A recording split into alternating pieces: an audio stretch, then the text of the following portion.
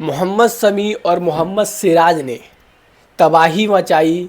ICC की latest ODI ranking आई तो पाकिस्तान के शाहीन शाह अफरीदी और मोहम्मद रिजवान ने भी आग लगाई।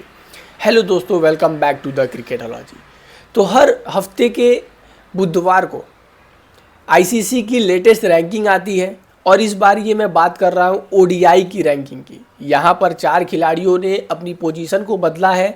4 खिलाड़ियों ने अपने पोजीशन से अच्छे और बेहतर स्तर पर आए हैं और इसमें से मोहम्मद सिराज भी हैं, मोहम्मद शमी भी है। मोहम्मद शमी ने आखिरी बार ओडीआई का मुकाबला चैंपियंस ट्रॉफी का फाइनल खेला था। हालांकि मोहम्मद सिराज की अगर मैं बातें करूं तो शायद मुझे लगता है कि उन्होंने 2023 का जो ओडीआई वर्ल्ड कप का फाइनल था, जब हम लोग ऑस्ट्रेलिया से हार गए थे, शायद उन्होंने वो मुकाबला खेला था, जहाँ तक मुझे याद है।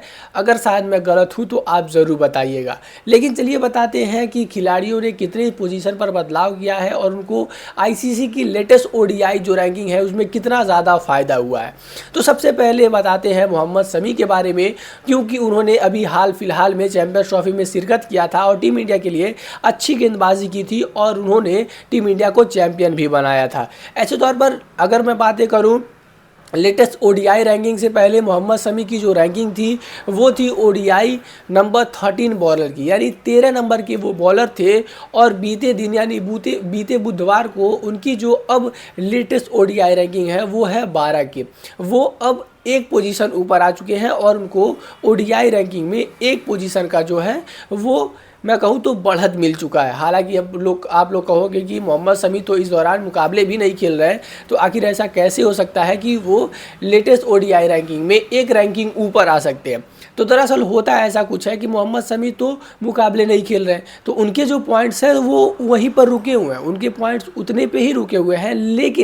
लेकिन अगर जो उनसे ऊपर वाला खिलाड़ी है, यानी समझो वो 13 पर है और जो 12 वाला खिलाड़ी होगा, जो 11 वाला खिलाड़ी होगा, अगर उस खिलाड़ी की वो लगातार टीम परफॉर्मेंस कर रही है, अगर वो खिलाड़ी प्लेइंग में भी नहीं होता है, फिर भी उसकी जो पॉइंट्स होती है वो कट ऑफ होती है। अगर वो खिलाड़ी ख़राब प्रदर्शन करता है तो रैंकिंग गिरती है, रेटिंग गिरती है। लेकिन अगर वो खिलाड़ी की टीम खेल रही है और खिलाड़ी प्लेइंग 11 में नहीं है तो ऐसे तौर पर भी जो पॉइंट्स है वो कट ऑफ होते हैं। तो ऐसे तौर पर मोहम्मद शमी को जो है वो एक पोजीशन का जो वो फ़ायदा हुआ है, यानी वो अब 13 रैंक से नंबर 12 पर आ चुके हैं। बात करें मोहम्मद सिराज के बारे में, जो मैंने कहा कि मुझे एग्जैक्टली नहीं पता कि उन्होंने अपना आखिरी मुकाबला कब खेला था।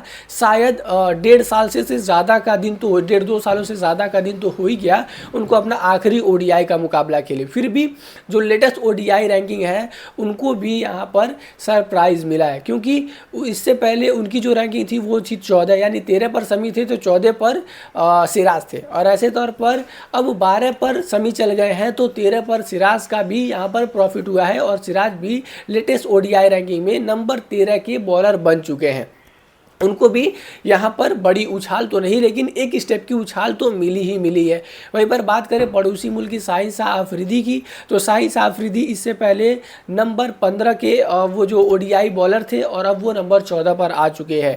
यानी इन तीनों गेंदबाजों का एक एक पोजीशन का जो है वो प्रॉफिट हुआ है, एक एक पोजीशन वो लोग ओडीआई रैंकिंग में ऊपर आ चुके हैं। वहीं पर अगर बात करें लेटेस्ट ओडीआई रैंकिंग के बल्लेबाजों की, तो बल्लेबाजों में हमारा जलवा अलग ही है। देखा जाए तो ओडीआई रैंकिंग नंबर 1 के बल्लेबाज है शुभमन गिल। शुभमन गिल काफ़ी लंबे टाइम से नंबर 1 पर बने हुए हैं। पिछले हफ्ते जो ओडीआई रैंकिंग आई थी वहाँ पर रोहित शर्मा ने उछाल किया था और ओडीआई में नंबर 2 बल्लेबाज बन चुके हैं। हमने देखा भी है कि रोहित शर्मा के बल्ले से काफ़ी अच्छा स्कोर भी आया है। चैंपियंस ट्रॉफी के फाइनल में भी 76 रन उन्होंने बनाए थे। तो ऐसे तौर पर अब वो ओडीआई रैंकिंग के नंबर 2 पर बल्लेबाज है। नंबर 4 पर Virat Kohli, the king Kohli, the chase Kohli. यानी आप देखोगे कि टॉप 5 में ही बल्लेबाजी की अगर बात की जाए तो उनमें से 3 जो बल्लेबाज हैं वो हमारे इंडियन है। टॉप 4 में कहोगे तो हमारे 3 हमारे ही हैं, सिर्फ एक जो खिलाड़ी है वो अदर कंट्री का है। तो इससे पता चलता है जो ओडीआई रैंकिंग में है अब वो हमारा जलवा कहे तो बरकरार है। हमारा जो जलवा है वो और भी ज़्यादा मजबूत होता जा रहा है।